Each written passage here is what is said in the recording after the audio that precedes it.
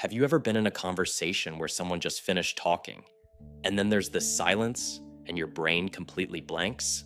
Like, you know you're supposed to say something, but instead you're just standing there, nodding like an idiot, feeling the seconds stretch into this unbearable eternity. That's where we're starting today. Because here's the thing, nobody tells you about conversations, the most powerful tool you have, the thing that could save you from every awkward silence, every boring small talk disaster, every moment where you feel like a social failure, is the one thing you're absolutely terrified to use.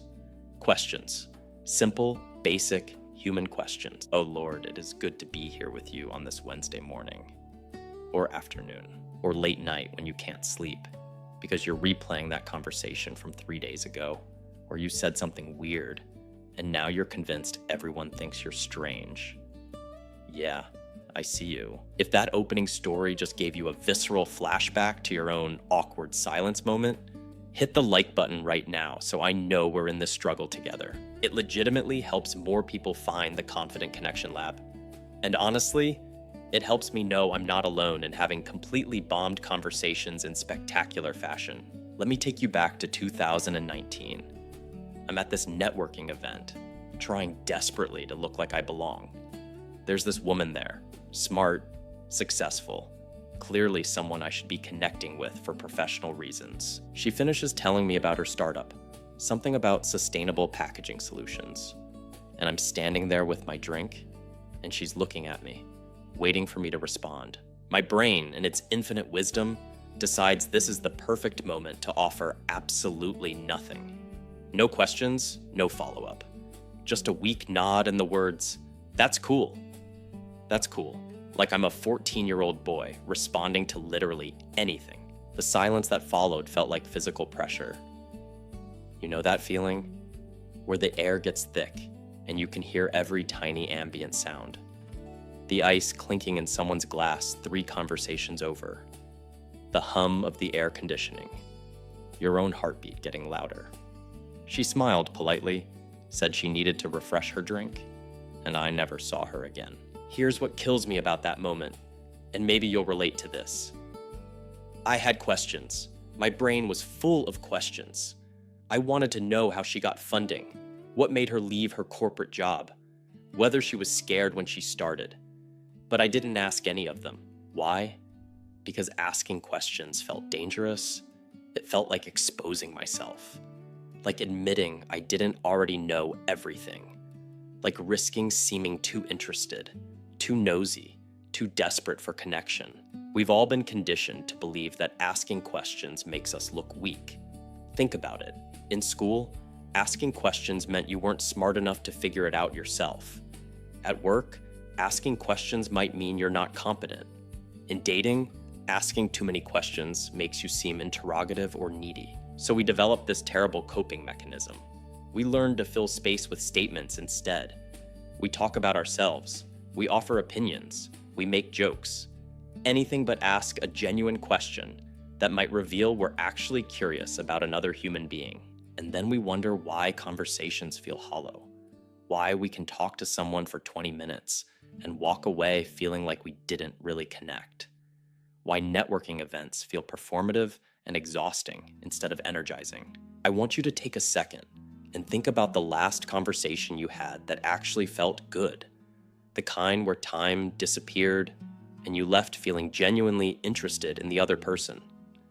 I'm willing to bet that conversation had questions in it, real ones, not the "how are you" that nobody actually answers honestly, but questions that dug into something real. The irony is brutal. We're scared to ask questions because we think it makes us vulnerable, but not asking questions is what actually isolates us. The thing we're avoiding is the exact thing that would save us from the awkwardness we're trying to prevent. Psychologists have a term for this conversational paralysis.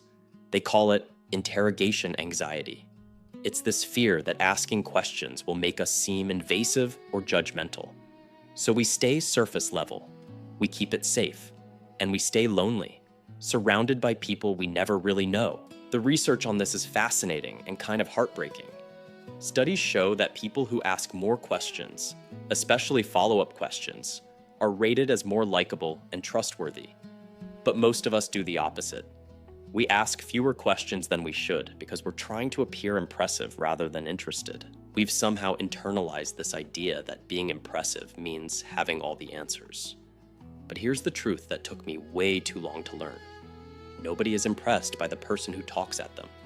Nobody walks away from a conversation thinking, wow, that person really lectured me effectively. They remember the person who made them feel heard. And you know how you make someone feel heard? You ask them questions, real ones. Then you actually listen to the answers. That networking event disaster I told you about, I've replayed it about 1,000 times. And every time, I imagine a different version. One where I ask her, what made you finally take the leap and start your own company? One where I'm genuinely curious instead of desperately trying to seem interesting. The painful truth is this. Most of our conversation anxiety comes from the wrong focus. We're focused on ourselves, on how we sound, on whether we're saying the right thing, on managing the impression we're making. And that self-focus is exactly what makes us boring and awkward. Questions are the escape hatch from that prison. They shift the focus outward. They turn a performance into a genuine exchange. They transform you from someone trying to impress into someone who's actually interesting, because you're interested. But to get there, we have to confront something uncomfortable. We have to admit that our fear of asking questions isn't really about the questions at all. It's about our deeper terror of being seen as less than perfect, of admitting we don't know everything, of showing genuine curiosity, which feels dangerously close to showing we care. And yeah, that vulnerability is scary. But here's what's scarier. Spending your whole life having surface-level conversations because you're too afraid to ask a simple question, missing connections, missing opportunities, missing the chance to actually know the people around you because you're too busy trying to seem impressive to be genuinely interested. So now we know the problem. We're terrified of asking questions because we think it makes us look weak or needy or weird. But here's where things get interesting and honestly, kind of beautiful. Researchers at Harvard Business School spent years studying conversations. They analyzed thousands of interactions, speed dating sessions, business negotiations, casual chats.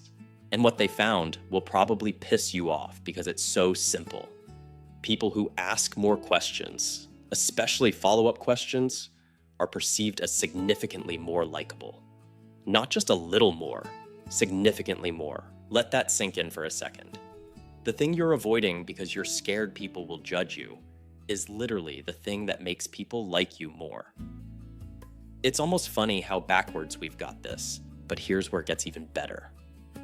There's a specific type of question that acts like social magic. I call it the heart of gold technique, and once you understand it, you'll start hearing it everywhere successful conversationalists use it. The heart of gold technique is basically this. Ask questions that assume the best about someone's motivations. Instead of asking, why did you do that? Which sounds judgmental. You ask, what inspired you to take that path? Same information request, completely different emotional resonance. You're giving them permission to share their story from a place of pride rather than defense. Let me give you a real example from my own life. Last month, I'm at a coffee shop, and I overhear this guy telling the barista he just quit his job to become a woodworker. Old me, the guy from that networking disaster, would have either said nothing or made some generic comment about how that's interesting. But I've been practicing this stuff. So instead, I turn to him and ask, what was the moment you realized you had to make that jump? Not, why would you do that? Not, aren't you scared?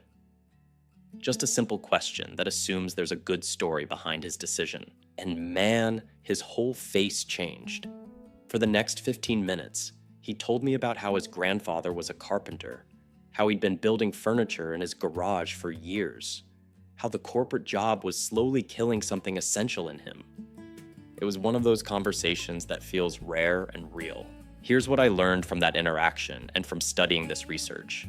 Good questions do 3 specific things. They show you're paying attention, they give people permission to go deeper, and they create what psychologists call reciprocal disclosure.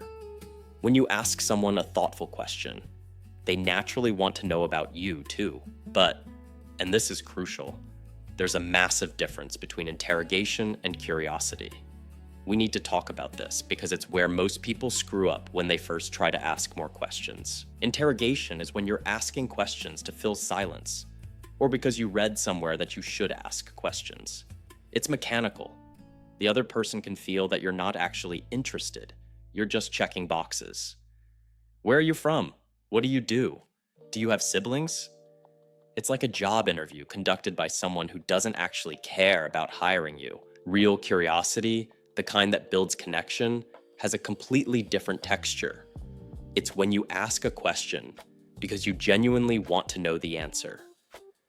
There's this subtle but detectable difference in your tone, your follow-up, your body language, even though the listener might not be seeing you. Here's a framework I use that's helped me move from interrogation to curiosity. I call it the 3 layers deep method. Most people ask one surface question and then bail. What do you do? I'm a teacher. Oh, cool. Conversation dies. Instead, go 3 layers deep. First question gets the basic info. Second question explores the why or the feeling. Third question goes into specifics or stories. What do you do? I'm a teacher. What made you choose teaching? They give you a reason. What's a moment recently where you remembered why you love it? Now you're in real conversation territory. This isn't manipulation or some pickup artist garbage. It's genuinely caring about the human standing in front of you. And yeah, at first it might feel performative because you're consciously doing it, but eventually it becomes natural. Your brain starts getting curious automatically. We talk about the psychology of connection every week here at the Confident Connection Lab. If you want to master this stuff with us, if you want to transform from someone who dreads conversations to someone who genuinely enjoys them, make sure you're subscribed. And seriously, drop a comment telling me about the last time you asked a question that led to an unexpectedly deep conversation. I read all of them, and your stories help shape what we dive into next. Now, let's get tactical. Here are actual questions you can use tonight that work in almost any context. These aren't scripts to memorize robotically. They're templates to adapt to whatever conversation you're in. What's the story behind that? This works for anything. Someone mentions their job, their hobby, a decision they made, something they're wearing. This question invites narrative, and humans are hardwired to respond to narrative invitations. How did you figure that out? People love talking about their learning process. It makes them feel competent and gives you insight into how they think. What's that been like for you? This is the emotional access question. It moves from facts to feelings, which is where real connection lives. But here's the thing nobody tells you about these questions. The magic isn't in the words. It's in what you do after you ask them.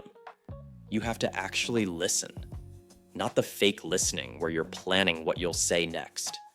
Real listening, where you're absorbing what they're saying and letting it genuinely affect what you ask next. This is where the "we've all been there" moment comes in.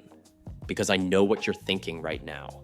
You're thinking, okay, but what if I ask a question and they give me a short answer and then there's silence again? Trust me, I've been in that exact moment. That panic when your good question gets a one-word response. Here's what that usually means. You haven't built enough safety yet. Some people need more warm-up before they open up. In that case, you can share something vulnerable first. I've been thinking a lot about career stuff lately because I feel kind of stuck. Have you ever felt that way? Vulnerability invites vulnerability. The beautiful paradox of questions is this. They make you powerful by making you humble. You're acknowledging you don't know everything about the other person. You're admitting you're curious about their experience. And in that admission, you become someone worth talking to. So here's your homework, though I hate calling it that. Next conversation you have, just try going 3 layers deep with one question. See what happens. Notice how it feels. Pay attention to whether the other person's energy shifts. Because here's the truth we've been circling this whole time. Questions aren't just a conversation technique. They're a worldview. They're a way of moving through life that says, I don't have all the answers, and that's okay. Other people have wisdom I don't have. I'm interested in what you know that I don't. That mindset, that genuine curiosity about other humans, is your actual superpower. Not because it makes you impressive, but because it makes you human in a world where everyone's trying so hard to be impressive that they forget to be human.